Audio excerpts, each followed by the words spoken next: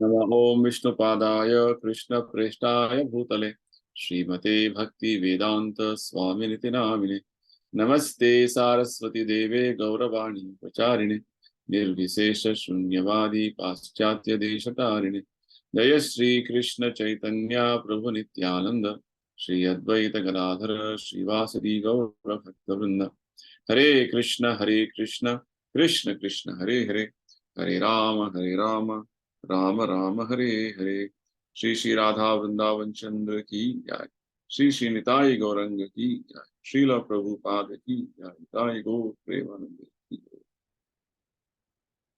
तो सबको स्वागत है आज के भगवत गीता का सत्संग कार्यक्रम में।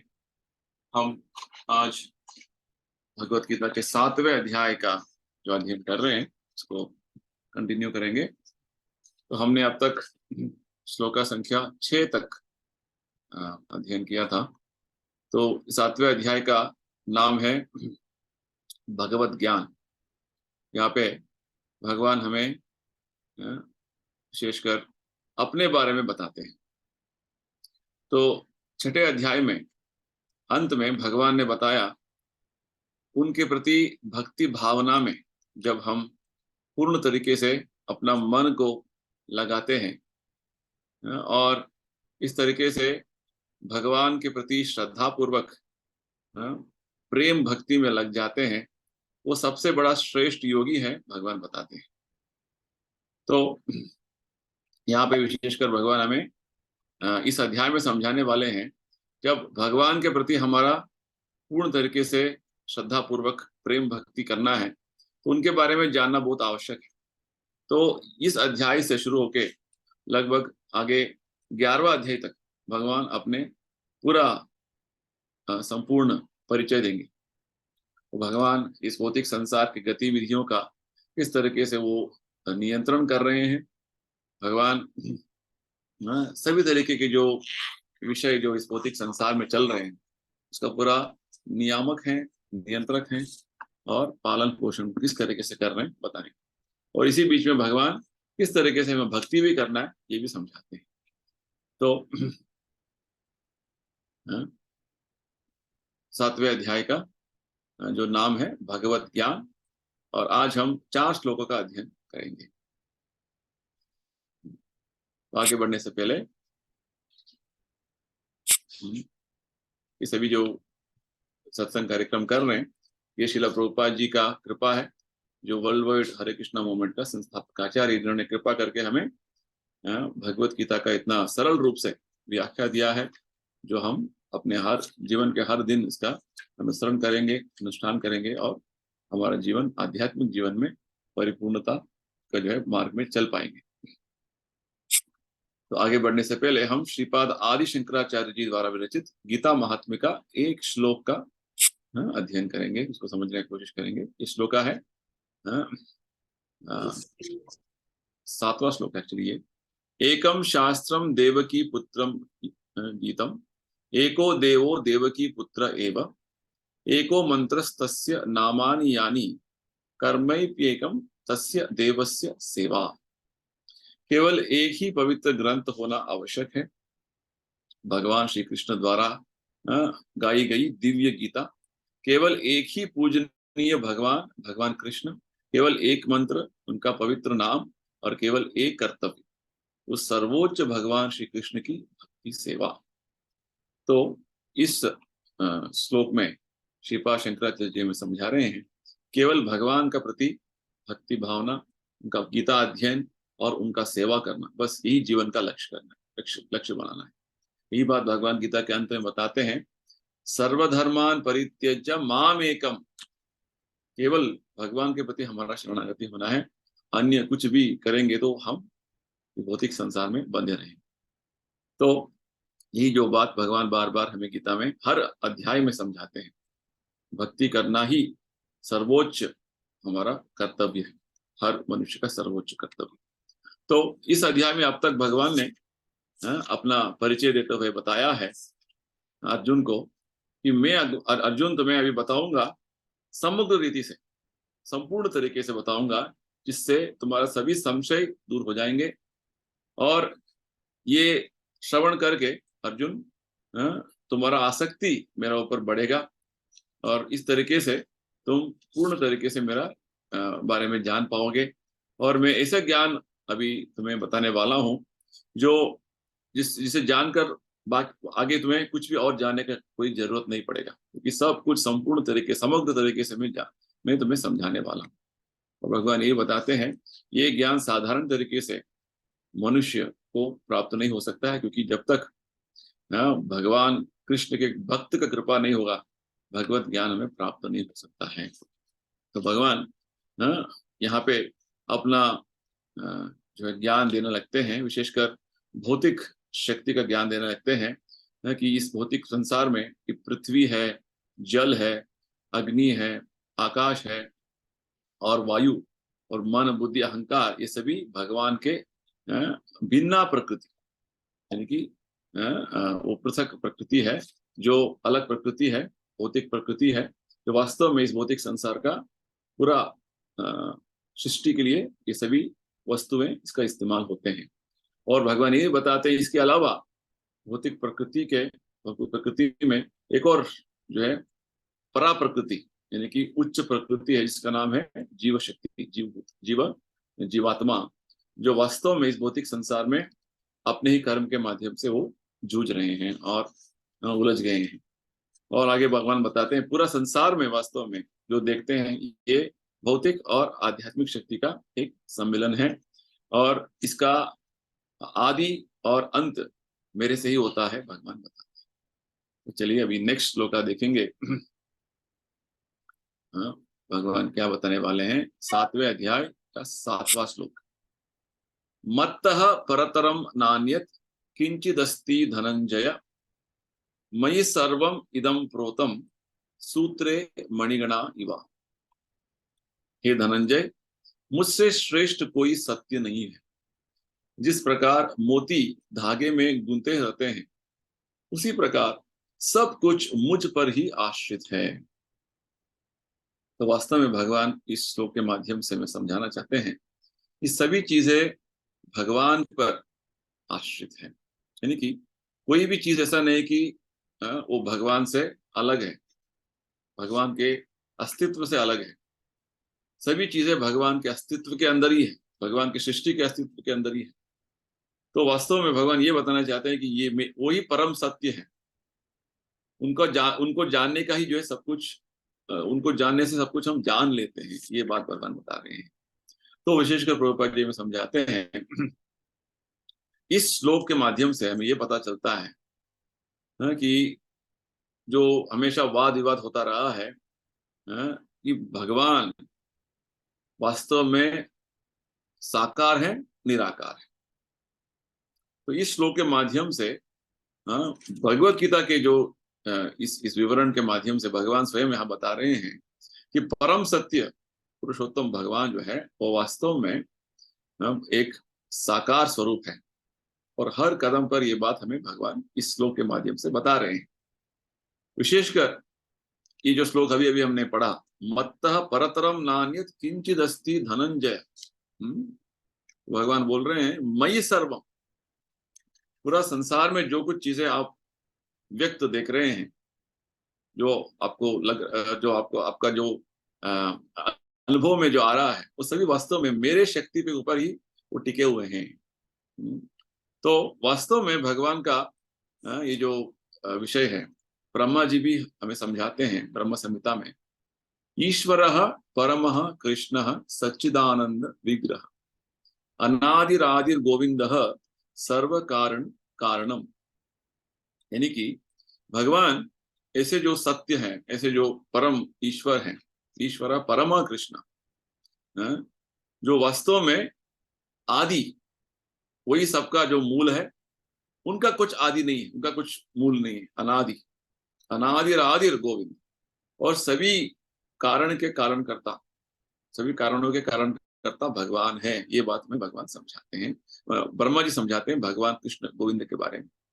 तो वास्तव में उनका एक रूप है, स्वरूप है। यही बात ब्रह्मा जी क्या बोलते हैं, सच्चिदानंद विग्रह, उनका एक स्वरूप है, आकार है, और सभी जो चीजों का उद्गम जो है भगवान है, ये बात हमें ब्रह्मा जी समझाते हैं।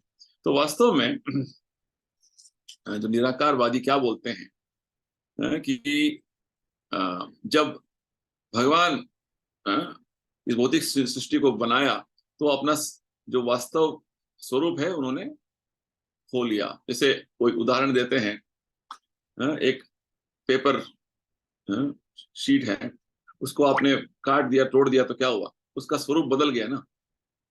तो भगवान ऐसे भौतिक वस्तु नहीं है, भौतिक चीज नहीं, ये बात हमें समझ। वो इन सभी वास्तव में हमें वेदों में बताते हैं भगवान का वास्तव अस्तित्व के बारे में, उनका स्वरूप क्या है बताते हैं। ओम पूर्णमद पूर्णमिदम पूर्णात् पूर्णमुदच्यते पूर्णस्य पूर्णमादाय पूर्णमेवा उपदच्यते। यानी कि भगवान पूर्ण, परिपूर्ण है, संपूर्ण है। वो परिपूर्ण से इतने सारे पूर्ण वस्तुएं निकलते हैं, चीजें निकलते हैं, फिर भी वो पूर्ण रहेंगे।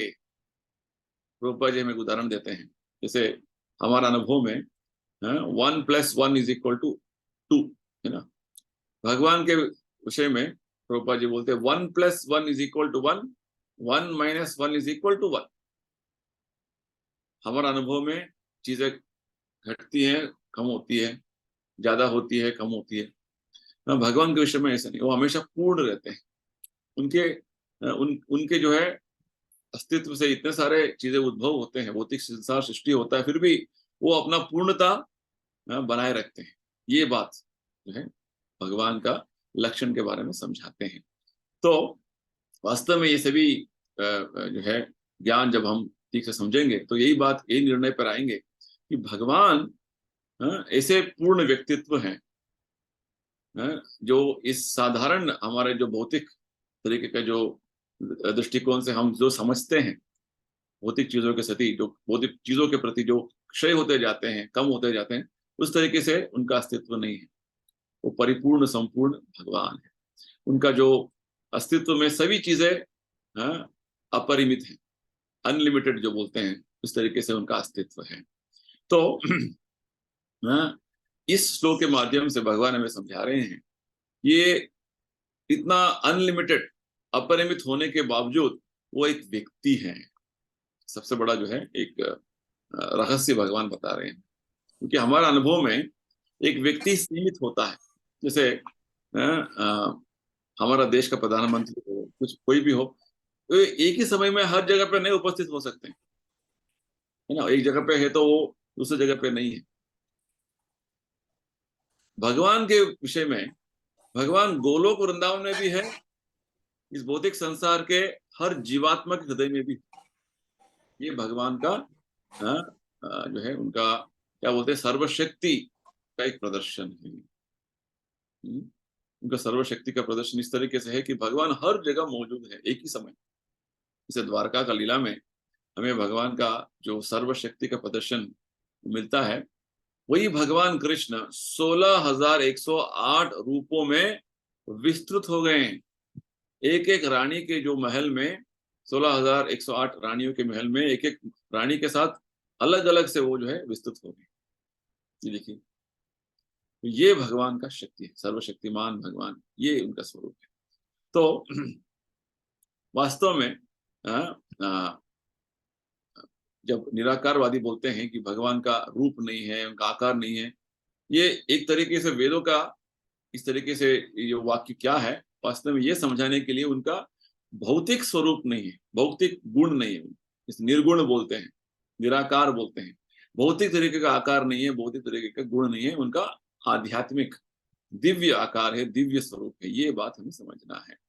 तो यहाँ पे विशेषकर भगवान हमें ये भी समझा रहे हैं कि भौतिक अस्तित्व में जो चीजें हम देखते हैं वो कहाँ पे टिके हुए हैं, वो उसका मूल आधार क्या है। जैसे इधर उदाहरण दे रहे हैं भगवान, जैसे बहुत सारे जो मोतियां एक धागे में गुंथे हुए होते हैं, और वो धागा दिखाई नहीं देता है। जब मोतियां उसमें गुंथे होते हैं तो धागा दिखाई नहीं देते। ठीक उसी प्रकार भगवान बैकग्राउंड में है और सभी चीजों का स्थिति कर रहे हैं, उनका पालन पोषण कर रहे हैं, पर भगवान हमें साक्षात नहीं दिख रहे। ये भगवान का भौतिक अस्तित्व में उनका इस तरीके से अभिव्यक्ति है, उनका शक्ति इस तरीके से कार्य कर रहा है। ये बात हमें भगवान समझाते हैं इस श्लोक के माध्यम से। तो जैसे प्रभुपाद जी तो समझाते हैं हमें,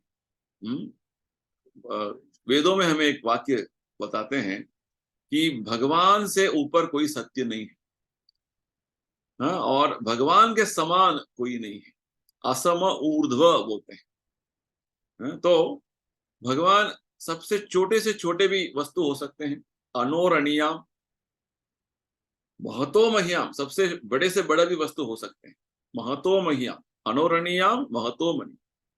तो वो विशेषकर भगवान जो है एक एक वृक्ष जो खड़ा हो जाता है निशब्द, कोई कोई कुछ आवाज नहीं करता, इस तरीके से वो खड़े हो सकते हैं, और पूरा संसार का जो आकाश है उसको वो चमका सकते हैं, और इस तरीके से उनका शक्ति हर जगह पे सर्वव्याप है। ये बात हमें समझना है। तो भगवान का अस्तित्व इस तरह के सर्वव्याप होने के बावजूद उनका अपना व्यक्तिगत स्वरूप है, आकार है। ये भगवान का एक शक्ति है। प्रभुपाद जी में उदाहरण देते हैं, जैसे एक बहुत बड़ा बिजनेसमैन होता है, उसका बहुत जगह पे बिजनेस हो रहा होगा, जैसे बड़ा फैक्ट्री वो चला रहा होगा। तो फैक्ट्री के हर जो कर्मचारी वो मालिक का जो जो उसका उपस्थिति का महसूस करते हैं, हाँ ये उसने बनाया, उसका है ये फैक्ट्री। भौतिक तरीके से एक साधारण व्यक्ति भी एक बड़ा आदमी का अनुभव, उसका उपस्थिति कर सकता है। तो भगवान जो पूरा सृष्टि को बनाया रचाया, पूरा सृष्टि का जो है पालन पोषण कर रहे हैं, उसको स्थिति में लेके आए रखे हैं, तो उनका जो है शक्ति और कितना बढ़िया हो सकता है, ये बात हमें समझना है।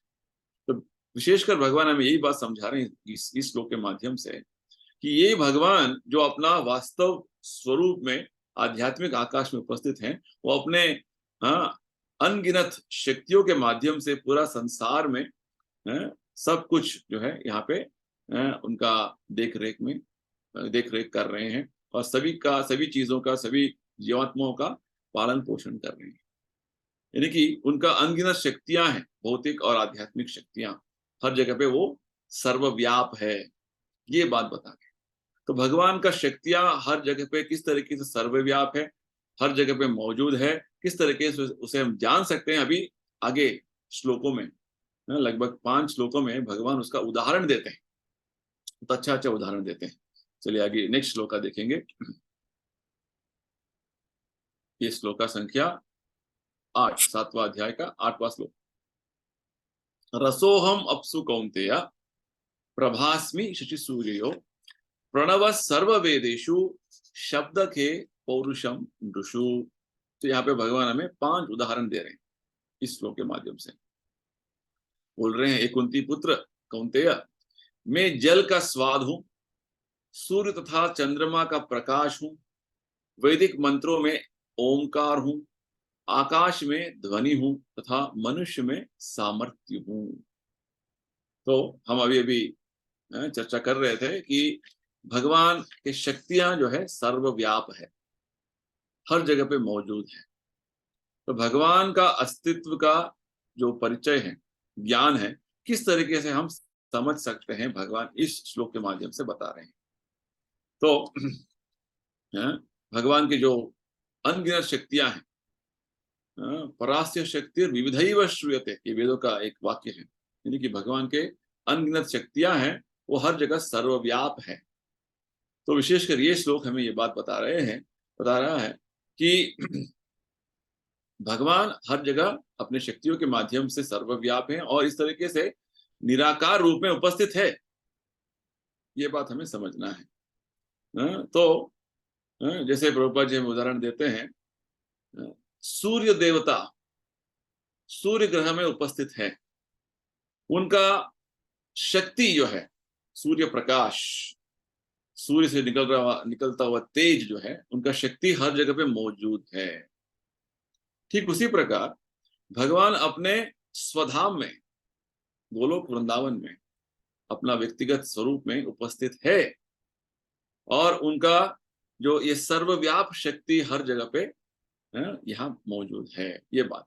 तो यहाँ पे उदाहरण दे रहे हैं कि जैसे पानी का स्वाद है। जब कोई भी व्यक्ति जो है पानी तो पीता ही रहता है दिन में बहुत बार, जब पीते हैं तो कुछ स्वाद है ना, रुचि है। वो स्वाद क्या है? वास्तव में भगवान बोलते हैं रसोहम अपसु कौन्तेय, पानी का स्वाद जो है वो मैं हूं। भगवान बता रहे, ये कितना अच्छा बात बता रहे हैं। यानी कि जैसे ही हम एक शुद्ध जल लेते हैं तो उसका स्वाद एक अलग ही तरीके का होता है, शुद्ध। तो वो स्वाद भगवान बोलते हैं मैं हूं।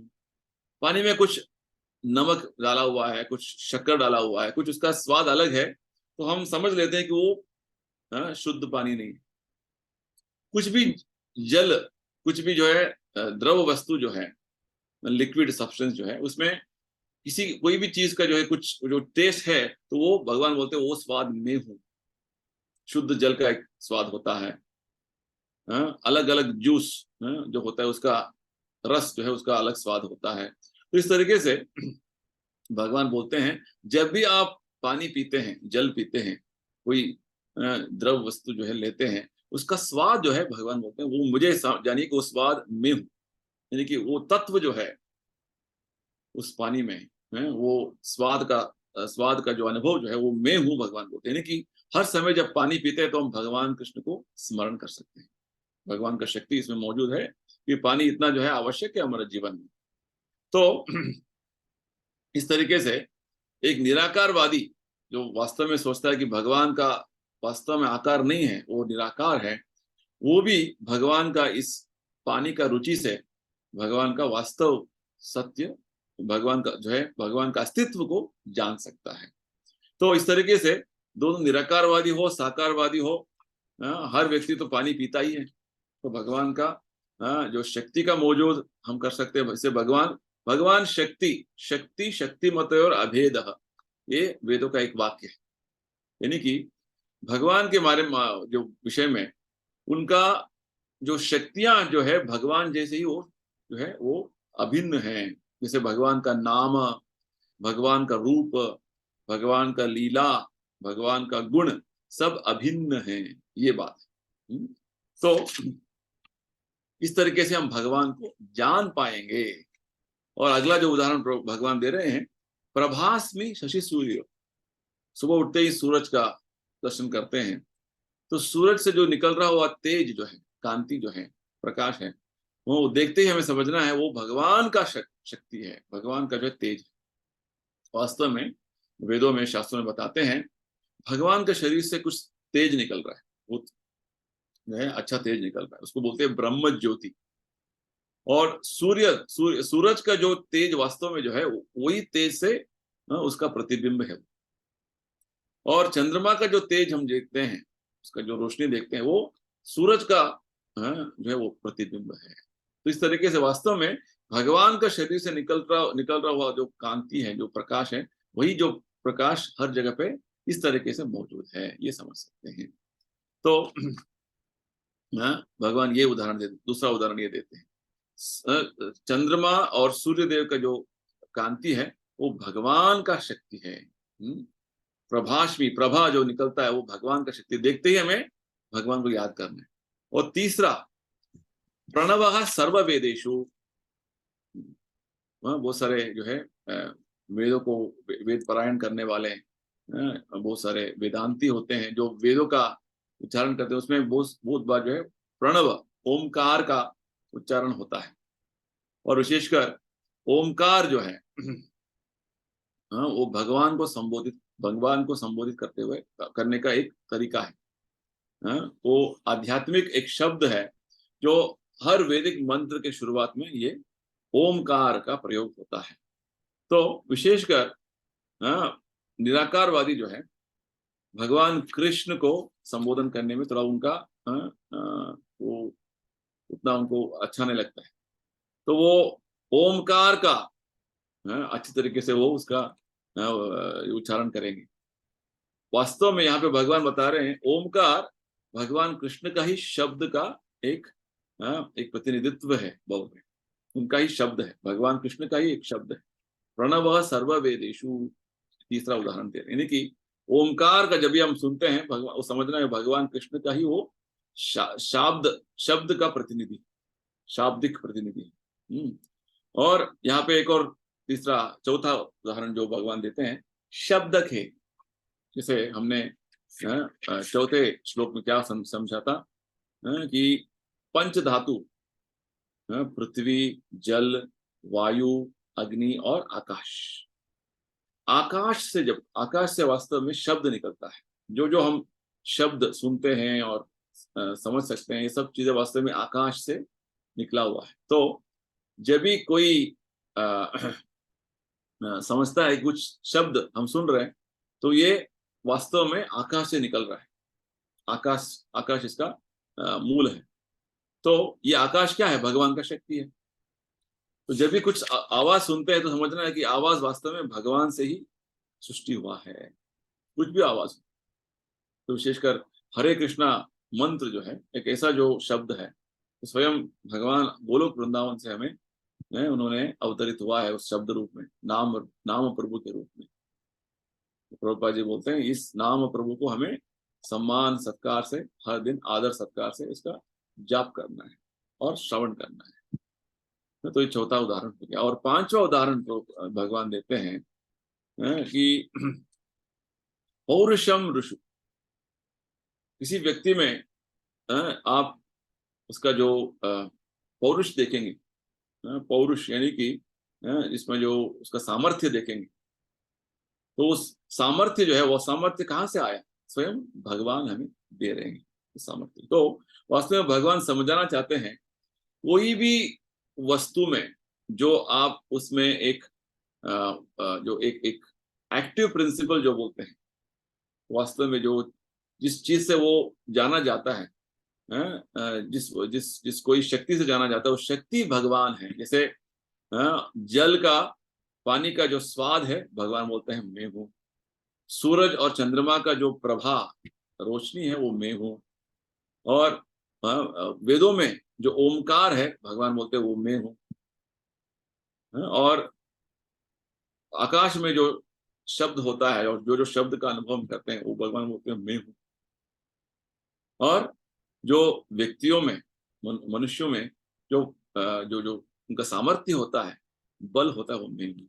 कितना अच्छा बात, यानी कि ये सभी जो बातें भगवान बोल रही हैं हमारा साधारण अनुभव में ऑलरेडी है, ऑलरेडी उपस्थित है। तो केवल जब भी इनके बारे में फिर से हमारा ध्यान जाएगा, तो भगवान का स्मरण करेंगे तो हमारा भगवत भक्ति बढ़ेगा। ये बात है।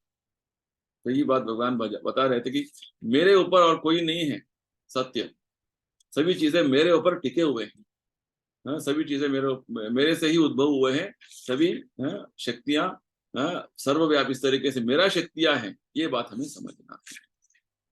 तो आगे नेक्स्ट 9 श्लोक में भगवान क्या बोलते हैं, चलिए देखेंगे। श्लोक का संख्या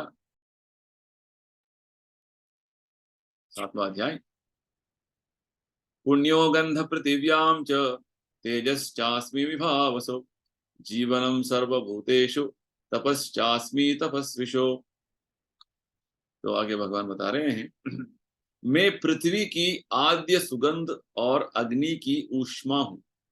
मैं समस्त जीवों का जीवन तथा तपस्वियों का तप हूं। तो अच्छा बात बता रहे हैं आगे भगवान अच्छे उदाहरणों के साथ। तो पहला बात बोल रहे हैं कि पृथ्वी का आद्य सुगंध, पुण्यो गंध पृथिव्याम च। तो ये जो हर चीज का कुछ अपना गंध होता है। गंध यानी कि उसका एक फ्रेग्रेंस। जैसे एक फूल गुलाब फूल का अपना ही कुछ उसका गंध है ना, उसका स्मेल है। तो एक ही बगीचे में बहुत सारे अलग अलग तरीके के जो फलों का और फूलों का आपने पौधा लगाया, पेड़ लगाया, तो अलग अलग पेड़ों का अपना अपना जो है तरीके से वो फल आएंगे और फूल आएंगे। और हर फूल का जो है उसका अपना ही एक जो है वैशिष्ट्य है। तो वही जमीन है, माली वही है, मिट्टी वही है, और जो गोबर डालते वही है, फिर भी अलग अलग तरीके से जो है जो फूल आते हैं, फल आते हैं, उनका जो स्मेल होता है, जैसे अलग अलग तरीके के जो मसाले पदार्थ होते हैं, इलायची का उसका जो गंध है वो अलग है, हाँ? और दालचीनी का अलग है। तो जो रसोई में रसोई रसोई करते हैं उनको पता होगा कि किसी किसी अलग अलग मसाले पदार्थ का अलग अलग तरीके का उनका स्मेल ही अलग है। वो स्मेल से पता चल जाता है, गंध से पता चल जाता है ना। तो ये सब चीजें किस तरीके से हो रहा है, अलग अलग इस तरीके से अलग अलग चीज का अलग अलग गंध क्या है। विशेषकर प्रभुपाद जी समझाते हैं, पुण्य यानी कि जो वास्तव में वो जो है वो खराब नहीं होने वाला, जो मूल है। तो हर एक वस्तु का अपना अलग ही एक गंध होता है, पुण्यो गंध, फ्लेवर जो बोलते हैं, जो तो उसका स्मेल जो होता है। तो इस तरीके से जो वास्तव एक एक वस्तु का अपना ओरिजिनल वास्तव जो उसका गंध होता है, भगवान बोलते हैं वो मैं हूँ। पुण्यो गंध पृथिव्याम च। तो ठीक उसी प्रकार हर चीज का एक अपना रुचि होता है, ओरिजिनल टेस्ट। तो वो रुचि अलग अलग तरीके से जो है मिक्स होने पर अलग ही कुछ उसका टेस्ट, उसका जो है रुचि आ जाता है।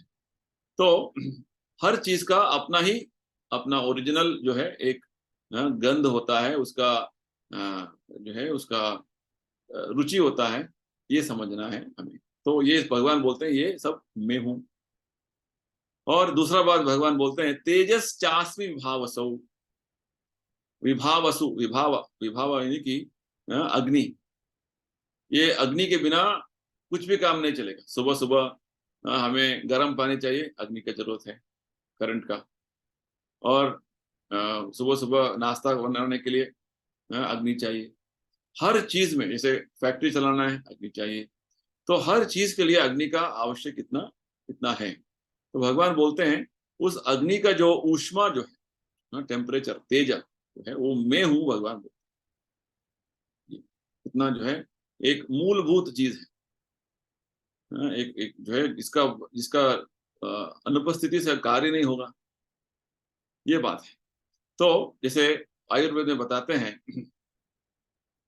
हमारे जो कभी कभी पचन शक्ति कम हो जाता है, और ठीक से हमारा पचन नहीं होता है, तो अंदर के जो अग्नि है, जठराग्नि, वो ठीक से काम नहीं कर रहा है पेट में।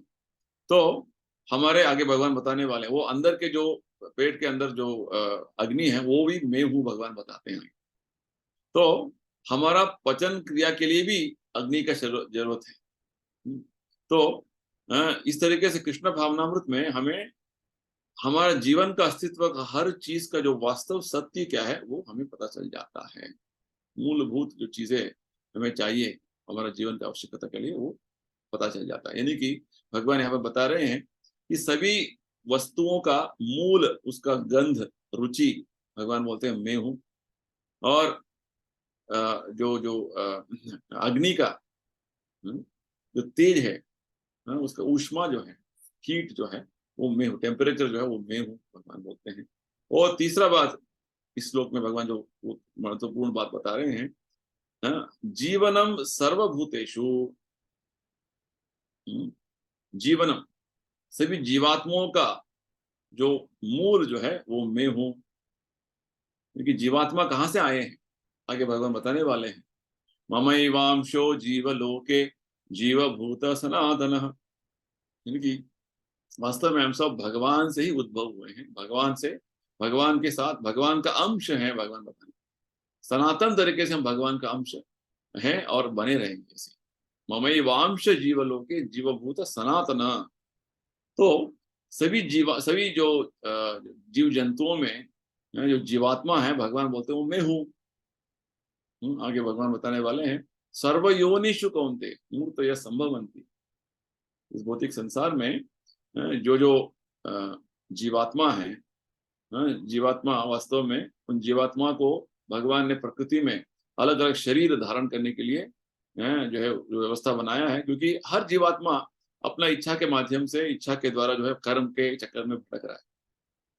तो भगवान इस भौतिक प्रकृति जो है, इसको माता बोलते हैं, उनके माध्यम से अलग अलग शरीर प्रदान करते हैं। 84 लाख तरीके के शरीर हो सकते हैं। तो अलग अलग शरीर धारणा करते हैं जीवात्मा, और इस भौतिक संसार में अलग अलग जीवन, अलग अलग जो है जन्मों में वो भटकते रहते हैं। तो भगवान बोल रहे तो जीवनम सर्वभूतेषु, जो हर जीवात्मा का जीवन जो है वो भगवान बोलते हैं मैं हूं। जब भगवान कभी भी चाहते हैं तो एक शरीर से जीवात्मा निकाल सकते हैं और दूसरा शरीर में डाल सकते हैं, यानी कि अलग शरीर दे सकते हैं उसको। यानी कि भगवान का ही, जैसे हम बोलते हैं कभी कभी, एक व्यक्ति का ओ व्यक्ति का आत्मा चला गया, किसने ले लिया? भगवान की इच्छा से हुआ। कर्मणा दैव नेत्रेण जंतुर्देह उपपत्ति, भागवत में बोलते हैं। हर जीवात्मा के कर्म के अनुसार भगवान दैव नेत्रेण, यानी कि भगवान के निर्देशन पर एक जीवात्मा को दूसरा शरीर मिलता रहता है। तो जीवनम सर्वभूतेषु तपश्चास्मि तपस्विषु। तो भगवान की कृपा से जो है, जो जो हमारा जीवन चल रहा है उनकी कृपा से चल रहा है। तो इस जीवन में हमें भगवान के प्रति जो है थोड़ा बहुत तपस्या करना है। और इधर भगवान बोल रहे हैं कि जो तपस्या तपस्वी लोग करते हैं वो तपस्या में हूं। इतना अच्छा बात बोलते हैं। तो वास्तव में तपस्या का अर्थ क्या है? थोड़ा बहुत असुविधा अपने जीवन में उसको उठाना, ताकि इसके माध्यम से हम आध्यात्मिक जीवन में आगे बढ़ सकें, ये उद्देश्य। तो असुविधा लेकर तपो दिव्यम पुत्र का ये न सत्वम, भागवत में हमें इस तरीके से शिक्षा मिलता है कि हमें तपस्या करना है, यानी कि थोड़ा बहुत असुविधा लेना है अपना शास्त्रों के अनुसार, ताकि हम दिव्यत्व के मार्ग में जाए चलें, दिव्यत्व को प्राप्त करें। ये हमारा जीवन का उद्देश्य है। तो इस तरीके से भगवान समझा रहे हैं कि तपस्यास्मि तपस्वी, तपस्या करना। हम भौतिक तरीके से तपस्या करते जाएंगे तो भौतिक बंधन में रहेंगे। आध्यात्मिक उन्नति के लिए, आध्यात्मिक गति के लिए जब हम तपस्या करेंगे तो वो हमारा उद्धार होगा, ये बात है। तो इस तरीके से भगवान हमें समझा रहे हैं कि हमारा जीवन का हर दिशा में, हर आयाम में भगवान का उपस्थिति है। सीधा पे भगवान इतना अच्छी चीजें बोल रहे हैं। जैसे तपस्या जो करते हैं, तपस्या भगवान बोलते हैं मैं हूँ, तपस्वियों का तपस्या मैं हूँ। हर जीवात्मा का जीवन जो है उसका आयु मैं हूँ। और अग्नि में जो तेज है वो मैं हूँ। और हर वस्तु का जो मूल गंध है, मूल रुचि जो है वो मैं हूँ।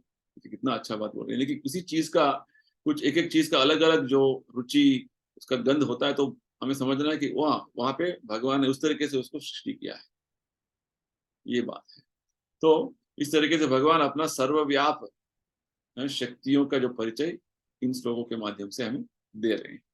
चलिए आगे नेक्स्ट श्लोक देखेंगे, श्लोक संख्या 10, अध्याय 7, श्लोक 10, संख्या 10।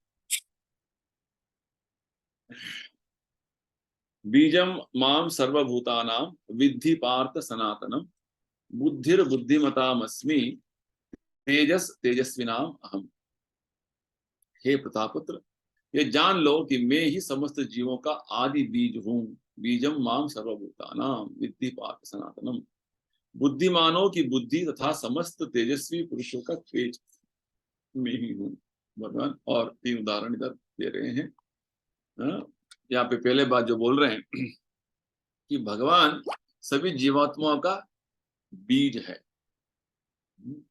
बीज यानी कि जैसे संस्कृत में हमें 2 शब्द मिलते हैं समझने को, एक बीज और दूसरा योनि।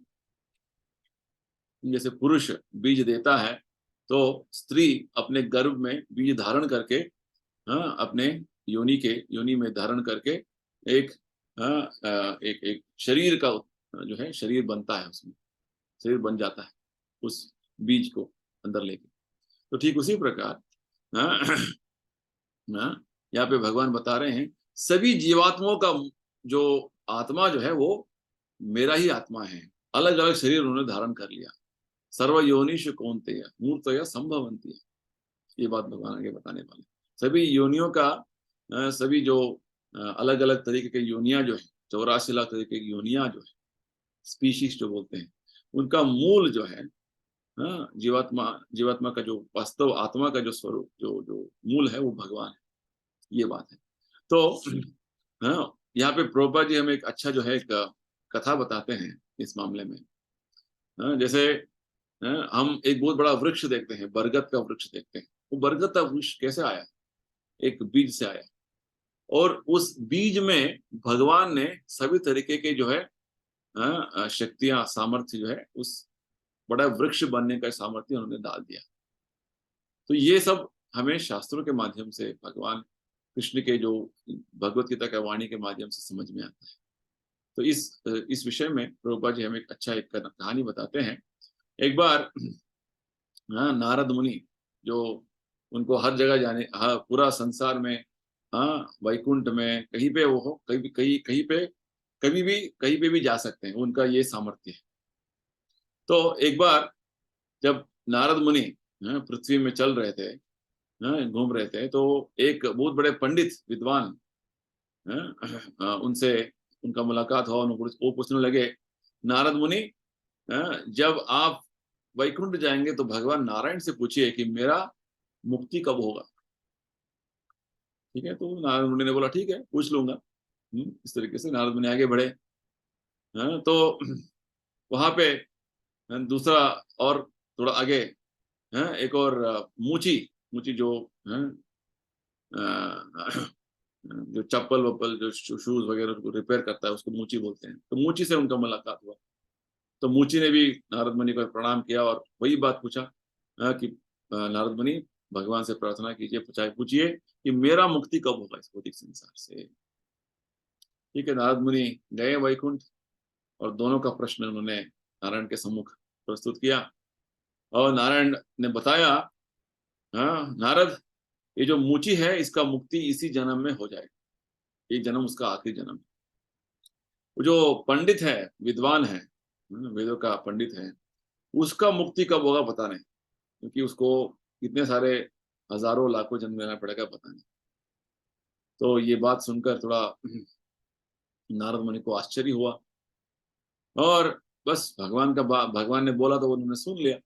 उसके बाद भगवान ने बोला, दोनों आपसे पूछेंगे नारद, मैं क्या कर रहा था, तो आप बता दीजिए कि मैं वास्तव में क्या कर रहा हूं। एक सुई की छिद्र से एक हाथी को यहां से इस पार, इधर से उधर, उस पार जो है, मैं उसको निकाल रहा हूं। ये बताइए, यानी कि एक सुई के माध्यम से मैं एक सुई के जो छिद्र से बड़ा हाथी को इधर से उधर आर पार कर रहा हूं, ये बताइए। ठीक है, नारद मुनि आए, पहले उस ब्राह्मण विद्वान से उनका भेंट हुआ।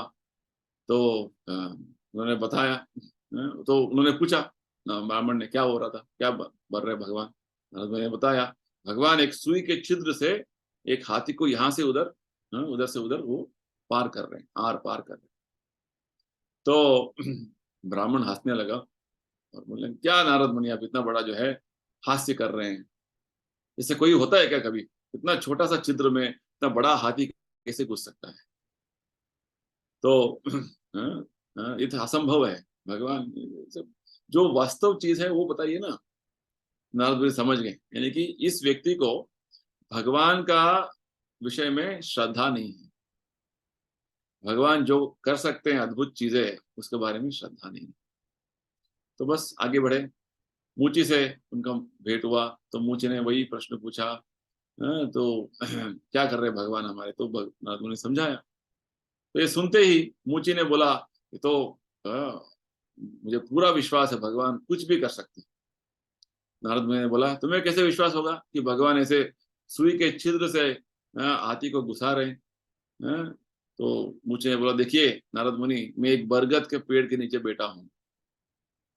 यहाँ पे इतने सारे जो विशाल बरगद पेड़ जो बना हुआ है, ये एक छोटा सा बीज से बना हुआ है। एक छोटा सा बीज में भगवान ने इतना बड़ा पेड़ जो है डाला हुआ था। तो इतना बड़ा पेड़ छोटा सा बीज में डाल सकते हैं, तो भगवान एक हाथी को क्यों नहीं घुसा सकते? ये मेरा विश्वास है भगवान पर, भगवान का प्रति मेरा श्रद्धा है। तो ये जो वास्तव में ये जो प्रसंग वह प्रभुपाद जी में समझाते बोलने के लिए कि भगवान हर तरीके के जो आ, जो जो इधर जो योनिया है, इधर पे जो सृष्टि है, वही उनका कारण करता है। यानी कि अलग अलग जो बीज, वो वृक्ष का बीज हो, एक दूसरा अन्य पशु का जीव बीज हो, भगवान ही उसका सृष्टि करता है, कुछ भी कर सकता है। एक बड़ा हाथी में भी वही आत्मा है, छोटा चींटी में भी वही आत्मा है ना। तो भगवान हर जीवात्मा में उपस्थित हैं, और वो उनके जो जो जीवात्मा का कर्म के अनुसार उनको अलग अलग शरीर प्रदान करते जाते हैं प्रकृति के माध्यम से। प्रकृति का प्रकृति को आदेश देते हैं भगवान की, इस तरीके से शरीर को उत्पाद करके दो, उसको जो है उसको मैन्युफैक्चर करके दो बोलते हैं, उत्पादन करके दो, ये बोलते हैं। यही बात भगवान आगे बताने वाले हैं। कारणम गुण संगोस्य सदसत जन्म योनिषु, जिस प्रकार जिस गुण का संग में हम आएंगे उस प्रकार से हम शरीर प्राप्त करेंगे भगवान के निर्देशन पर, प्रकृति का माध्यम से। तो यही बात यहाँ भगवान ने बता रहे हैं कि वही भगवान जो बीजम माम सर्वभूत, हर जीवात्मा में जो बीज होता है, वास्तव जो आत्मा जो होता है वो सनातन तरीके से भगवान से ही संबंधित है। ये बात भगवान ने समझे कि भगवान सभी चीजों का मूल उद्गम है, ये बात है, यही सबका जड़ है, ये बात बता रहे हैं। जैसे एक पेड़ का जड़ पूरा पेड़ का जो है पालन पोषण करता है, ठीक उसी प्रकार भगवान सभी चीजों का मूल उद्गम है, वो जड़ है, और सभी चीजों का पालन पोषण भगवान कर रहे हैं। नित्यो नित्यानाम चेतनस चेतनानाम, ये वेदों का एक वाक्य है। यानी कि एक नित्य, एक चेतना असंख्यात नित्यों का, असंख्यात चेतनाओं का पालन पोषण करते हैं। तो आगे भगवान बताते हैं बुद्धिर बुद्धिमताम अस्मि, यानी कि जो इस संसार में हम सोचते हैं कि हाँ ये सबसे बड़ा बुद्धिमान है, ये विज्ञानी है, ये तत्वज्ञानी है, ये बहुत बड़ा ऐसे जो है राजनीतिज्ञ है, वो इतना बुद्धि है। ये बुद्धि किसी के साथ, किसी के पास जो आता है, भगवान ही उसे प्रदान करते हैं ना। कोई व्यक्ति बुद्धिमान है, कोई व्यक्ति अल्प बुद्धि वाले हैं, ये सभी जो देखते हैं सृष्टि में, ये भगवान ही दे रहे हैं। आगे भगवान बताने वाले हैं मत्तः स्मृति ज्ञानम अपोहनम च, जो हम देखते हैं एक व्यक्ति के जो है एक व्यक्ति बहुत बुद्धिमान है, एक व्यक्ति थोड़ा बहुत मंदा है, तो ये सब भेदभाव जो हम देख रहे हैं भगवान ने ही प्रदान किया हुआ है उसके कर्म के अनुसार। ठीक है, तो ये अपने आप कुछ किसी कोई व्यक्ति बुद्धिमान हो, जैसे प्रभुपाद जी उदाहरण देते हैं, हाँ हम बहुत सारे बड़े बड़े विज्ञानी थे गत काल में, अभी चले गए, उनका बुद्धि जो है जब मर गए तो उसको एक तरीके से रखकर आगे आने वाला नया जो व्यक्ति है उसके मस्तिष्क में डाल सकते ना बुद्धि, ऐसा नहीं होगा। यानी कि भगवान जो है हर व्यक्ति का जितना बुद्धि होना है, यानी कि भगवान क्या बोल रहे हैं, बुद्धिर बुद्धिमताम अस्मि, यानी कि सभी व्यक्तियों में, सभी जो अन्य सभी जो मनुष्यों में जो जो कुछ बुद्धि उस व्यक्ति में है, वो भगवान ही उसका मूल है, उसका आधार है। ये बात हमें समझना है। तो विशेषकर हमें एक शास्त्र जिसका नाम है चैतन्य चैतामृत है, वो बताते हैं कि वास्तव में एक बुद्धिमान व्यक्ति जो है वही समझ पाता है कि वास्तव में चैतन्य महाप्रभु का कृपा क्या है, क्योंकि बिना जो है बुद्धि के चैतन्य महाप्रभु कृपा नहीं मिल सकता है। विशेषकर एक श्लोक में भागवत में बताते हैं कि कृष्ण वर्णम त्रिषा कृष्णम सांगोपांगास्त्र पार्षदम यज्ञ संकीर्तन प्राय यजंती सुमेधसः। सुमेधा यानी कि अच्छा बुद्धिमान व्यक्ति जो है वही समझ पाएगा कि इस कलयुग का अवतार का वास्तव लक्षण क्या है। चैतन्य महाप्रभु जो हमेशा भगवान कृष्ण का वर्णन करते रहते हैं, जो उनका जो वास्तव में शरीर का वर्ण वो कृष्ण नहीं है, यानी कि काला नहीं है, वो वास्तव में उनका येलो कलर, पीला कलर, गोल्डन कलर, वो हमेशा अपने पार्षदों के साथ संकीर्तन में लगे रहते हैं। तो ये केवल बुद्धिमान व्यक्ति समझ पाएगा और इस संकीर्तन में भाग ले पाएगा। तो सुमेधसः अल्पमेधसः, ये दो शब्द हमें शास्त्रों में देखने को मिलता है। अल्पमेध यानी कि बुद्धि कम, जो समझ नहीं पाएगा कलयुग का जो अवतार कौन है, हमारा कलयुग में हमारा कर्तव्य क्या है। कलयुग में हमारा कर्तव्य है भगवान कृष्ण का भक्ति करना, बस, और कुछ नहीं। ठीक है, तो बुद्धिर बुद्धिमताम अस्मि और तेजस तेजस्वी नाम हम। जो शक्तिशाली व्यक्तियों में तेज होता है, शक्ति होता है, वो कहां से आता है? भगवान देते हैं उसको। कोई भी व्यक्ति शक्तिशाली है, दुर्बल है, तो हमें समझना है वो शक्तिशाली है तो उसका शक्ति भगवान दे रहे हैं। कोई दुर्बल है तो भगवान, उसके पास जो शक्ति है तो निकल दिया, उन्होंने ले लिया वापस। तो एक व्यक्ति जब तक भगवान उनको शक्ति देंगे तब तक वो शक्तिशाली होंगे। ये बात हमेशा हमें समझना। अभी हम बोल सकते हैं मैं बहुत शक्तिशाली हूँ, मैं बलवान हूँ, तो आपका शक्ति बल जब तक भगवान आपके आप पर कृपा करके नहीं देंगे, देते रहेंगे, तब तक आप तब तक आप शक्तिमान और बलवान रहेंगे। जब भगवान आपका शक्ति बल वापस ले लेंगे तो आपका शक्ति बल का कोई मतलब ही नहीं है।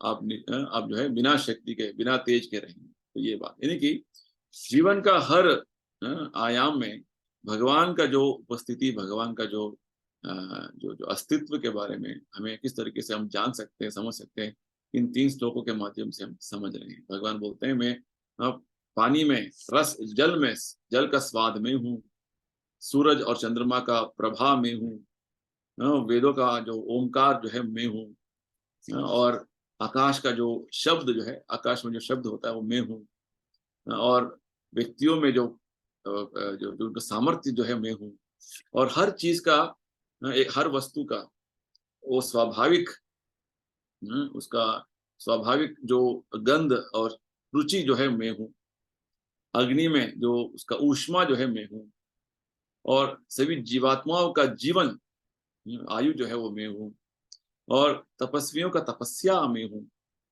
और सभी जीवात्माओं का जड़ मैं हूँ, मैं बीज हूँ सभी जीवात्माओं का, सब योनियों का जड़ मैं हूँ, और सभी बुद्धिमान व्यक्तियों का बुद्धि मैं हूँ। और अंत में भगवान बोलते हैं जो बलशाली व्यक्तियों में बल जो है वो मैं हूँ।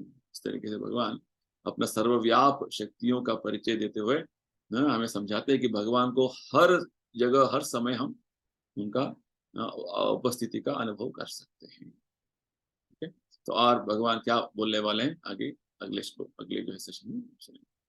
तो किसी कुछ प्रश्न है, कुछ क्लैरिफिकेशन तो पूछ सकते हैं।